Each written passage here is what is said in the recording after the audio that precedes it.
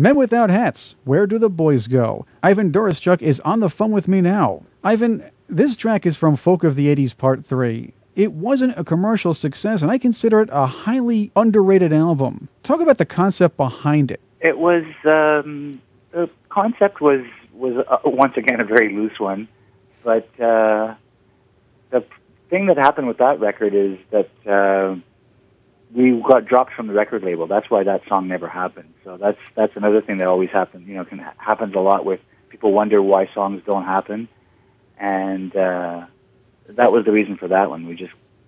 It was right in the middle. The record was put out as we were being dropped by the record label. So that's why the next album came out on Polygram, and subsequently all of our catalog is on Universal now. It's been all bought up by the same people, so it makes it a bit easier. The video for Where Do the Boys Go did wind up on MTV for a little while, but it did and it did feature all sorts of bottom snowmen. But what's not to love about the symbol of the Quebec Winter Carnival? That's it. Anybody who can... I use that symbol because I figured if anybody could get people to go up to Quebec City in the middle of winter when it's about 45 below and walk around the street and have fun, I figure... it would do us good. Those things have great smiles, too. They're very inviting and welcoming. Yeah. And in a very, very threatening kind of way, though. I understand one of them has a talent for the drums. Yeah, that was another take. That was, since it's a Bonhomme, I was paying tribute to John Bonham from Led Zeppelin. I saw that. That's why his name was Jay Bonham. On the Pop Goes the World album. But before I get to that one, I wanted to go back a little bit to Folk of the 80s Part 3. I noticed Tony didn't really get a fair shake because he was kidnapped in I Like from Rhythm of Youth, and then he dug a hole in the ground and nobody bothered looking for him in Folk of the 80s Part 3, the song. Same guy? Yeah, he's a friend of mine. We had closure this summer. We did a Canadian tour, and we saw him in Montreal, and we had a chat, and it's all fine. It's all good. You say you got dropped from the record label, Ivan, with this one. There were some very good tracks in there that just didn't get a fair shake after that, and it's a good thing that some of them have been re-released and people have a chance to get them as far as digital downloading now. Talk about some of the fan reaction to the fact that they can get some of these songs that were out of print a while ago. Well, I'll tell you what, it's been 20 years, and since I last went on tour, the CD has come and gone. So...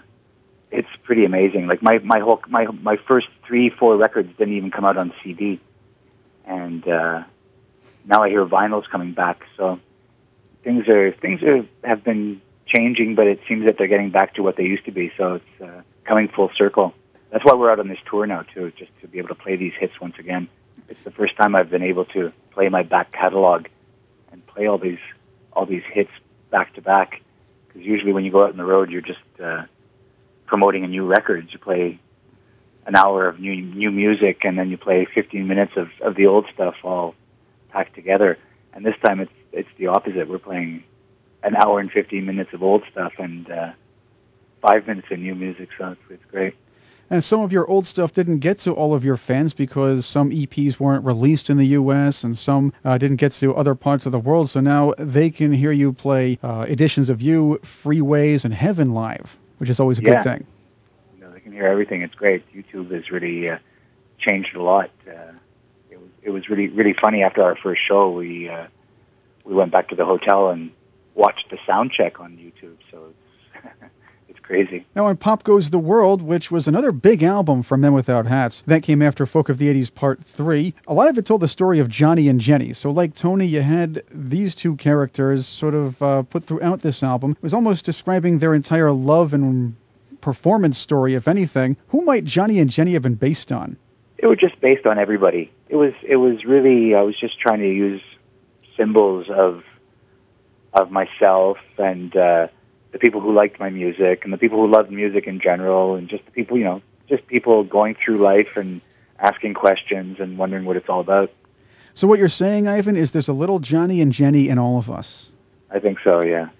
That's basically what I was trying to get at. Now, am I under the understanding that Jenny Wore Black was actually written much before this album? I think it might have been. Because I think we played it live before the Pop Goes the World album came out. I was worried about the Baby in the Moonbeam video, too, because Johnny took his air. I was worried about the baby in the Moonbeam video, too. Don't worry. It was, they've changed the laws now, too, so you can only have babies on set for like 40 minutes or something like that. So they have a baby... I'm a lot better. They have a baby union now, I suppose. Yeah. Good thing, too. Ivan Doroschuk is my guest on Revenge of the 80s radio. After that came The Adventures of Men and Women Without Hate in the 21st Century. It revealed a more philosophical Ivan at the time, but why Hey Men and In the 21st Century were the tracks that got a lot of attention. One standout story in my book in the album was Everybody's Selling Something. It was a take on the music business. Kind of, yeah. It was the phrase that Colin actually came up with that phrase. Colin, we were talking one day, and I forget what we were talking about, and we were talking about the music industry, I guess, and he just said everybody's selling something, and that just struck me as a good starting point for a take on the business. One of the lines was, more 4/4s in the neighborhood banging on the same guitar. If you modernize that a little bit, you can always say more 4/4s in the neighborhood using the same auto-tune machine. That's it. That's what it's up to now, yeah. That's the new music business today. And I got to say, you really spiced up SOS in that album, too. Yeah, we still do that one live, too. It's a lot of fun. ABBA's always been a really big influence of mine, and they, too, taught me how to write a good pop song and how to, do a good job. And that leads me to this question, Ivan, because there are a lot of aspects to your music. We went through some of them, but what made a real Ivan Men Without Hats pop song? It has to say something. It has to have a good melody, good catchy melody, and it has to have, some kind of message.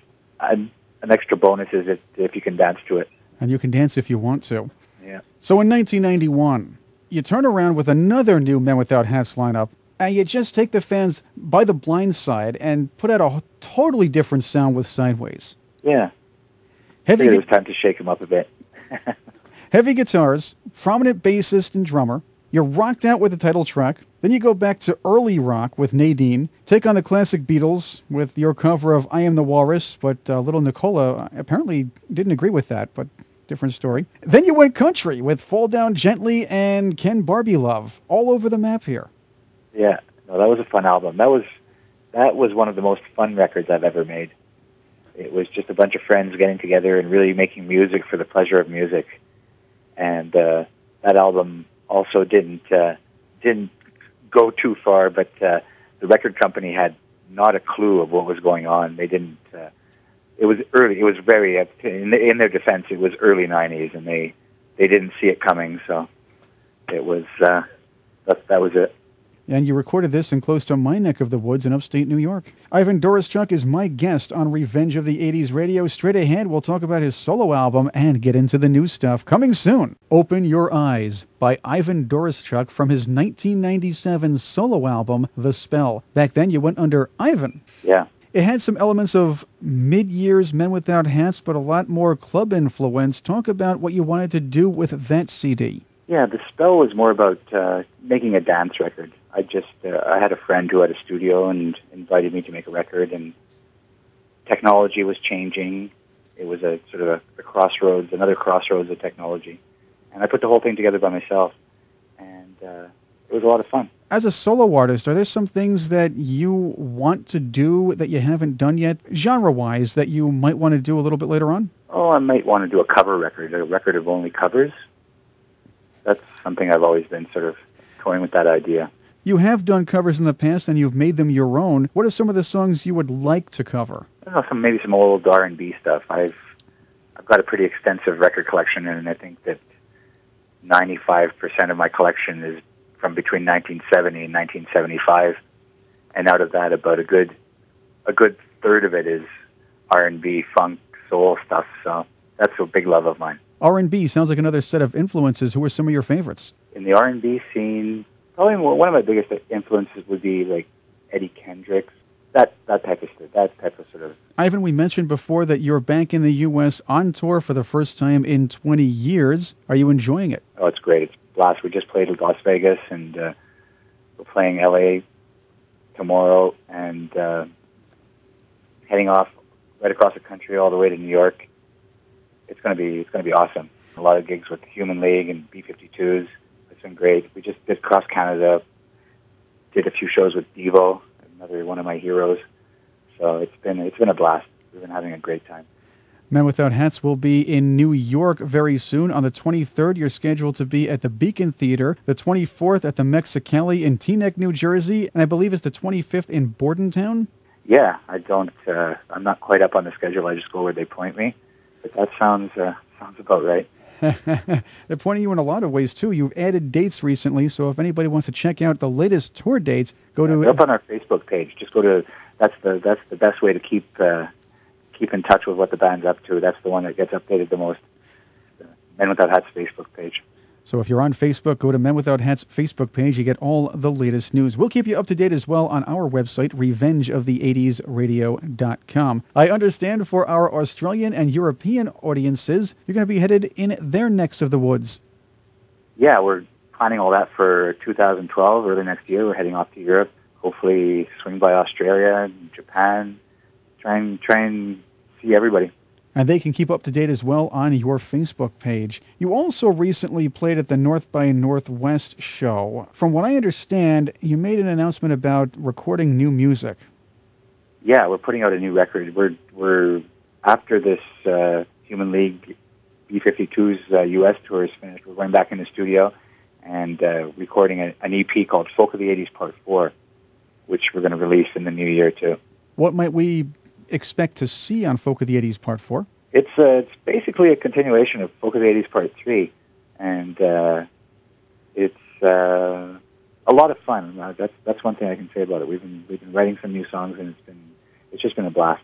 So it's been translating a lot into what we're doing, so it's cool. Might there be a sneak preview of some of your new stuff being played on tour? We are playing new songs along the way, yeah. We are featuring a couple of songs in this tour, and we just put them in. We change it up every night. So, any other surprises for your longtime fans that they might see when they catch you on tour? Yeah, there are. That's why you got to come see us. Oh, you're not going to tell us, huh? Not even a little hint here. You have to go see the concert. Yeah.